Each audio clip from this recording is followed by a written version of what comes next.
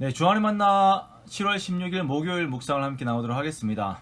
오늘 말씀은 이사야 5장 18절에서 30절 말씀으로요. 화 있을진저 라고 하는 제목으로 함께 묵상을 나오도록 하겠습니다.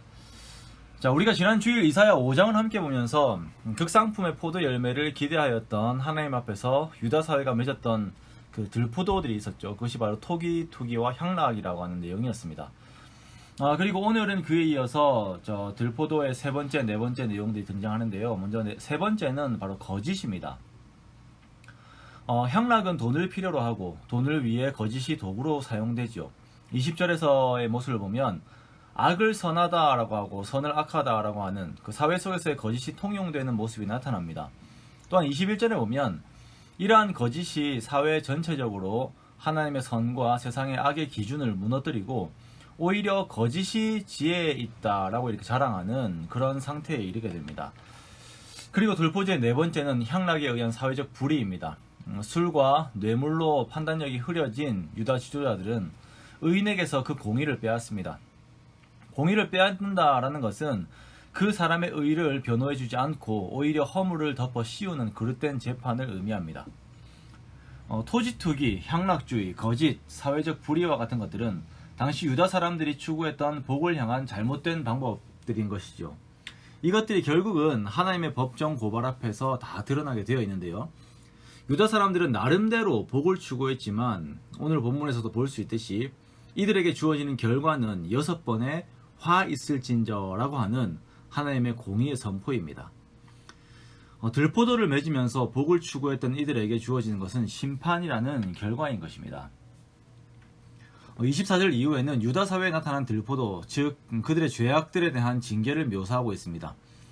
유다 사회의 죄악은 단순한 사회 법적 죄악으로서 그 의미가 끝나는 것이 아닌 하나님의 말씀을 버리고 멸시한 것이며 그 멸시에 대한 결과는 하나님의 진노입니다. 그 진노 앞에서 유다는 무기력하게 무너질 수밖에 없는 것입니다. 26절 이하에서는 하나님께서 어떠한 방식으로 징계하실지에 대한 내용이 구체적인 그 내용에 대한 구체적인 묘사가 드러나고 있는데요. 하나님께서는 예루살렘의 깃대를 꽂고 먼 나라의 군대를 그쪽으로 부르셔서 유다를 징계하십니다. 자, 여기서 먼 나라는 주전 701년에 예루살렘을 침공하는 아수르의 군대를 의미합니다. 하나님께서 그 유다를 징계하시기 위해서 불러들이셨던 그 아수르의 군대는 강력하고 맹렬하며 위협적이고 공포스럽습니다. 아수르의 군대는 잔혹하기로 유명했던 군대라는 것을 우리가 잘 알고 있죠. 하나님의 백성들이 짓는 죄는 이러한 세상의 악함과 잔혹함으로부터 보호하시던 하나님의 손길을 내려놓게 만듭니다. 그리하여서 그대로 세상의 악함을 경험하게 되는 것이죠.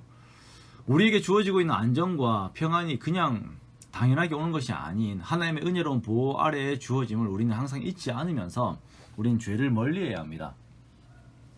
우리가 시편의 말씀들을 보면 하나님의 말씀을 즐거이 따르는 자들의 삶은 복이 있도다 라고 하는 선언과 함께 이러한 자들에 대한 축복의 내용들이 주어지는데요. 그러나 오늘 이사야 시대의 유다 백성들처럼 율법과 공의를 어기는 자들에게 주어지는 표현은 화 있을진저입니다. 하나님의 경고를 멸시하고 무시한 결과는 결국 흑암과 고난이라는 결과를 가지고 오게 되는 것입니다. 세상이 주는 가짜 복, 가짜 사랑들이 너무나도 많이 있습니다. 삶에 대한 가짜 매뉴얼들이 너무나도 많이 있어요.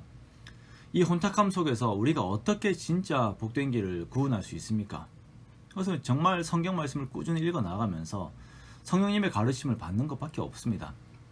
그렇지 않으면 들포도를 맺는 그 삶이 결국 화로 가는 길인데 그것이 마치 복으로의 길인 것처럼 속고 살게 되는 것입니다.